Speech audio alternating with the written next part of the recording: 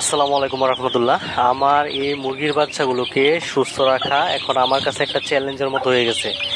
এত বেশি পরিমাণে গরম পড়ছে যে এই বাচ্চাগুলো খুব কষ্টে আছে।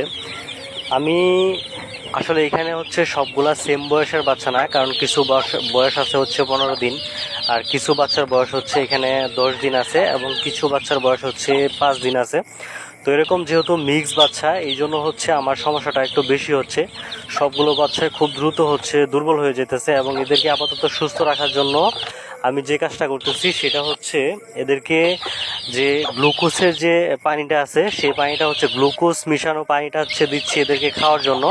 আর পাশাপাশি যেটা করতেছি সেটা হচ্ছে এদের শরীরে যে এনার্জি আসার জন্য, এনার্জিটি পাওয়ার জন্য এদেরকে দেওয়া হচ্ছে লেবুর যে রস আছে, এই লেবুর রস চিপে পানির সাথে মিক্স করে আপাতত হচ্ছে এদেরকে দিচ্ছি।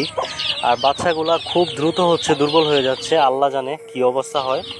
তো সবাই অবশ্যই দোয়া করবেন এই বাচ্চাগুলোর জন্য, কারণ এখন পর্যন্ত আমার এখান থেকে একটা বাচ্চা নষ্ট হয় নাই। তবে ইনশাল্লাহ এই গরমটা যদি আল্লাহ আল্লাহ করে চলে যায়, আশা করি যে কোনো সমস্যা হবে না ইনশাল্লাহ। তো সবাই ভালো থাকবেন, সুস্থ থাকবেন। আসসালামু আলাইকুম রহমতুল্লাহ।